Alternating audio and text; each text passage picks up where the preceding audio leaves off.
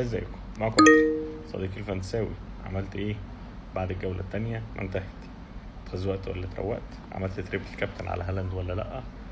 لو ما عملتش تريبل كابتن على هالاند كابتنته هو طيب ولا لأ؟ ولو ما كابتنتوش مين الكابتن بتاعك بتاع الجولة دي؟ وخزوقك برضو ولا روقك؟ انا عن نفسي هشوف دلوقتي تشكيلتي عملت ايه. يلا بينا يا صديقي.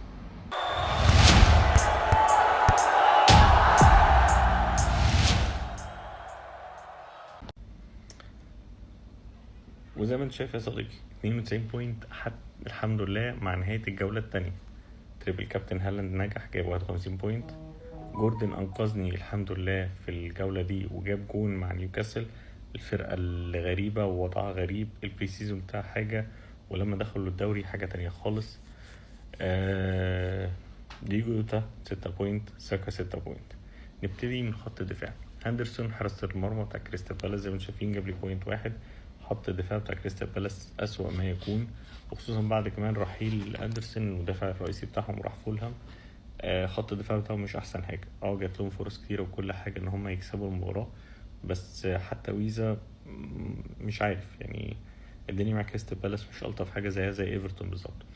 فادي اول واحد جاب لي بوينت. بعد كده جافارديول، جابرييل، بيدرو بورو.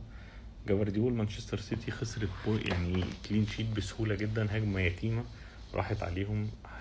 حارس المرمى ادرسون كان المفروض يصدها، او معنى صح صدها وعدت من تحت ايده وكملت بالراحه. لو قام جنجري كان ممكن يلحق، بس يعني عادت مانشستر سيتي ولا هتشتريها، فالكلين شيت راح على الفاضي. الحمد لله جابرييل وبيدرو بولو كل واحد فيهم طلع بالكلين شيت، فستة بوينت كل واحد فيهم الحمد لله. ساكا عمل اسيست زيه زي ديجو يوتا، كل واحد فيهم 6 بوينت التانيين. اهم حاجه ان هم عملوا حاجه. جوردن زي ما قلت لكم لحق لي الجوله بالنسبه لماتش نيوكاسل، جاب جون واخد البونس بوينت التلاتة، فطلع لي ب10 بوينت. ميرفي التاني اسبوع على التوالي بوينت واحد، برغم البري سيزون بتاعه كان ممتاز. ايزاك نفس القصة 2 بوينت. هالاند 51 بوينت زي ما انت شايف. كريس وود الماتش بتاعه قدام سامز او قدام ساوثهامبتون كان ممتاز، وجات له اكتر يعني جات له تقريبا 3 فرص وضيع منهم واحدة بغرابة، هو كان على الاقل يطلع بجون، بس الحمد لله طلع يعني بنقطة واحدة لانه كمان اخد انذار. بس كده يا صديقي، دي البوينتس بتاعتي في الجولة دي. قول لي انت عملت ايه، اتخزوقت ولا اتروقت، كنت عملت تربل كابتن ولا لا؟ انا المفاجأة اللي انا هقولها لك في نهاية الحلقة دي، واستنى الحلقة الجاية، انا هعمل وايلد كارد. ايوه انا هفعل وايلد كارد. ليه؟ لان انا عندي كام لعيب لازم امشيه. ايزاك هيمشي، جوردن هيمشي، ميرفي لازم يمشي، وهندرسون لازم يمشي. انا عندي 4 لعيبة هخرجهم من الفريق، ولازم اعمل الكلام دوت النهارده باي طريقة مثلا، عشان الاسعار لو غليت مش هعرف اعمل وايلد كارد اللي في دماغي. فانا نويت افعل وايلد كارد. ولو ما عملتوش النهارده هعمله بكره.